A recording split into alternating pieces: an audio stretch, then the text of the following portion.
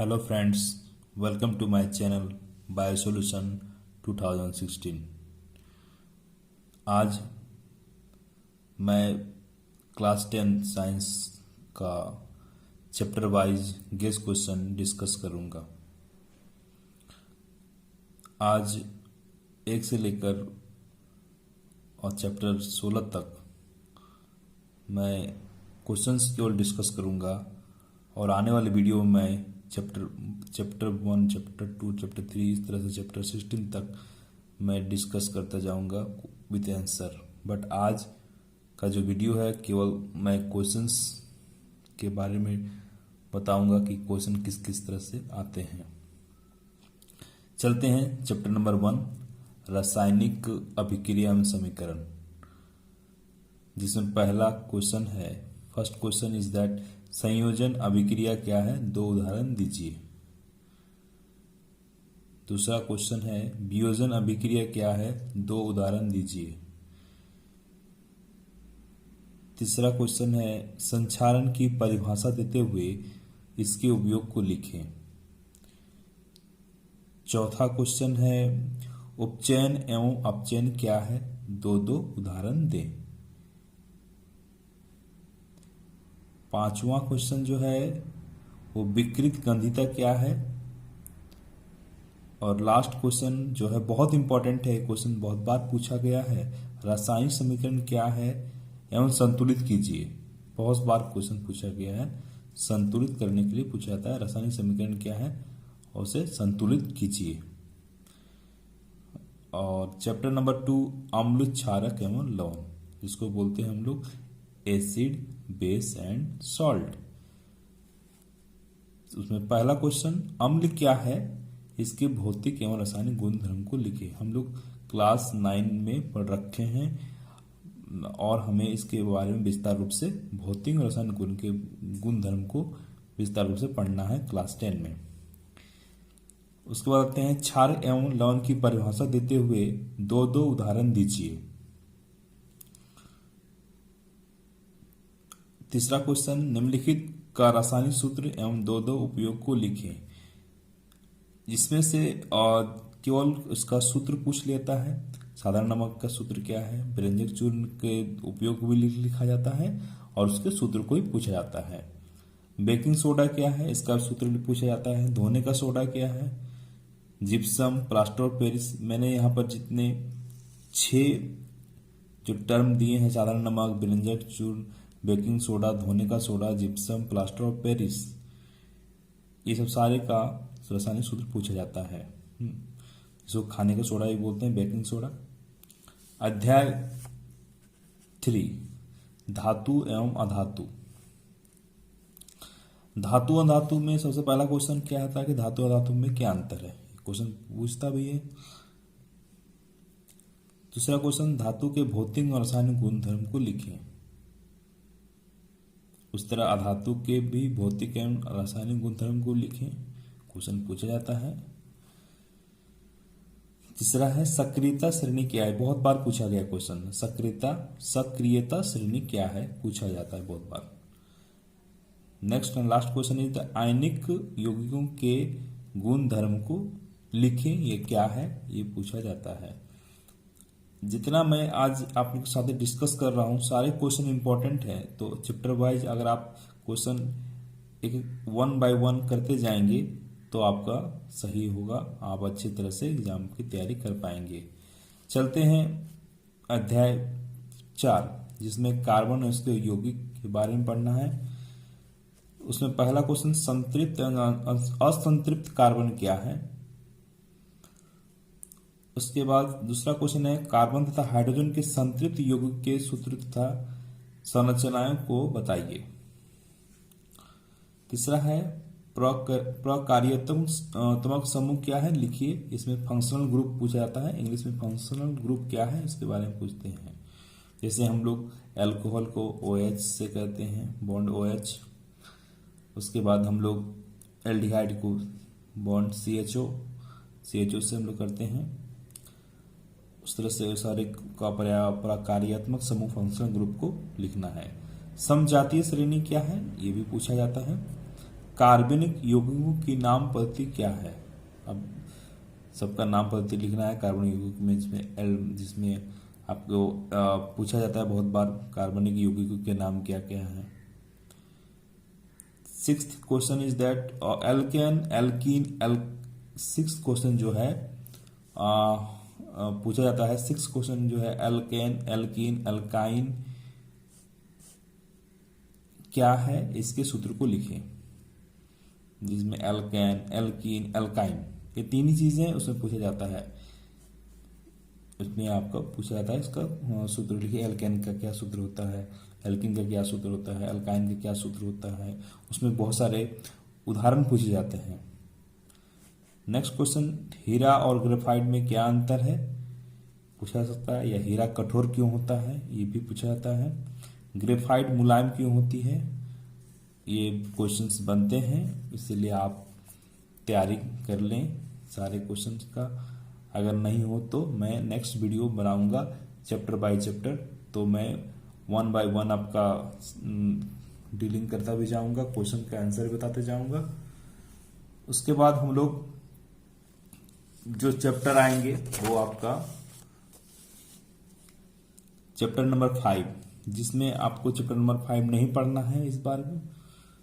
और chapter number 6 है जय प्रक्रम, जिसमें निम्नलिखित को परिभाषित कीजिए एवं उदाहरण को लिखें। पहला है स्वपोषी पोषण, दूसरा है विषमपोषी पोषण। दूसरा क्वेश्चन है मानव पाचन तंत्र को संक्षिप्त वर्णन कीजिए। एनसीईआरटी बुक में और सारे क्वेश्चन का आंसर दिया हुआ है, आप लोग एक बार एनसीईआरटी को देखेंगे तो उसमें सारी चीज आपको मिल जाएंगे। अगर नहीं मिलता है तो मैं नेक्स्ट वीडियो में ये सारे जितने भी चैप्टर्स हैं उसका मैं हर एक चैप्टर का मैं आपको सॉल्यूशन देते जाऊंगा। नेफ्रॉन की रचना कीजिए, वृक्काणु बोलते हैं।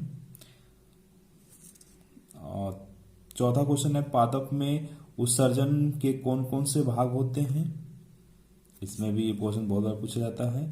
रक्तदाब को मापने के यंत्र को क्या कहते हैं। सिक्स्थ क्वेश्चन इज द मानव हृदय का सचित्र वर्णन कीजिए।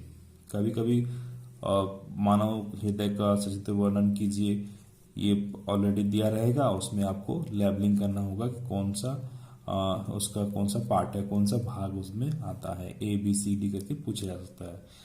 लास्ट क्वेश्चन, ग्लूकोज का विखंडन को बताइए कि ग्लूकोज टूटता है तो वो कैसे टूटता है। Aerobic respiration, anaerobic respiration, glucose टूटने के बाद क्या क्या बनता होगा। अगर वो एनारोबिक रेस्पिरेशन है तो वो क्या केस में टूटेगा, ये सब इस क्वेश्चन का आंसर इस तरह से बताया जाएगा। नेक्स्ट वीडियो में मैं आपको धीरे धीरे बताते जाऊंगा। अध्याय 8, तो यहां पर आप देख रहे होंगे अध्याय 7 नहीं है, इसका मतलब उसको नहीं पढ़ना है। तो अध्याय 8 जीव जनन कैसे करते हैं। पहला क्वेश्चन है, इसमें से बहुत सारे को परिभाषित करना भी आता है और उसका उदाहरण भी पूछा जाता है। अलैंगिक जनन क्या है, लैंगिक जनन के क्या है, निषेचन, स्वपरागन, विखंडन, खंडन, पुनर्जनन जिसको पुनरुद्भवन बोलते हैं, मुकुलन, कायिक प्रवर्धन, बीजाणु, एकलिंगी एवं उभयलिंगी पुष्प का उदाहरण देने के लिए कहता है। मतलब ये जितने मैंने आपको बताया ए से लेकर के तक सारा का उदाहरण पूछा जाता है और कभी कभी उसका 1 या 2 नंबर में आपका पूछ लेता है कि विखंडन का कोई उदाहरण दीजिए, कायिक प्रवर्धन कोई उदाहरण है क्या, एक लिंगी और उभयलिंगी पुष्प का कोई उदाहरण है क्या, ये पूछा जाता है। उसके बाद नर जनन या मादा जनन तंत्र क्या है। थर्ड क्वेश्चन, एक्स वाई और एक्स एक्स क्रमशः किसका गुणसूत्र है। तब हमें मालूम है कि एक्स वाई जो होता है नर का होता है, एक्स वाई मादा का होता है। HIV और एड्स का पूरा नाम क्या है, ये हम लोग क्लास 9 में पढ़ रखे हैं। कॉपर्टी क्या है, इसको भी हम लोग देखेंगे। अध्याय 9 आनुवंशिकता एवं जैव विकास क्या है, आनुवंशिकता के जनक किसे कहा जाता है और वो किस पौधे पर काम किया था, सबको पता है मेंडल, और उन्होंने मटर के पौधे पर काम किया था। लक्षणों की वंशागति के नियमों को लिखें, ये हम लोग पढ़ेंगे। अध्याय 11 मानव नेत्र तथा रंग बिरंगा संसार। हमें 10 पढ़ना है, मगर 10 हम आपको आगे बताएंगे। निम्न को परिभाषित कीजिए। परितारिका क्या है, अभिनेत्र लेंस क्या है, समंजन क्षमता क्या है, जरा दूरदृष्टिता क्या है, मानव नेत्र का क्षेत्र वर्णन कीजिए। थर्ड क्वेश्चन, दृष्टि दोष क्या है, ये कितने प्रकार के होते हैं, निकट दृष्टि दोष क्या है, अंतरिक दृष्टि दोष क्या है, इसके निवारण कैसे करते हैं। मतलब हम लोग अगर किसी को निकट दृष्टि दोष होता है तो उसको निवारण, उसको कौन सा लेंस लगाकर हम लोग उसका निवारण करते हैं। और 5वां नंबर क्वेश्चन जो है वो मानव नेत्र की सबसे बाहरी झिल्ली को क्या कहते हैं, तो हम लोग कॉर्निया बोलते हैं। उसके बाद हमें जो पढ़ना है, आप लोग एक बार जरूर देख लें, ये सब क्वेश्चंस बहुत बार पूछा जाता है। दृष्टि दोष क्या है, ये कितने प्रकार के होते हैं, ये सब सारी चीज आप एक बार देख लेंगे। उसके बाद हम लोग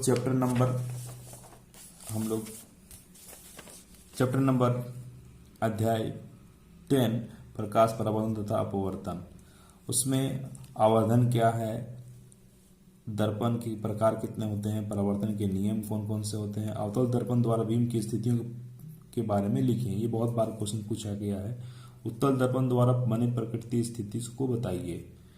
अवतल उत्तल दर्पण का उपयोग को लिखिए। दर्पण सूत्र क्या है, लेंस क्या है, लेंस के सूत्र को लिखे।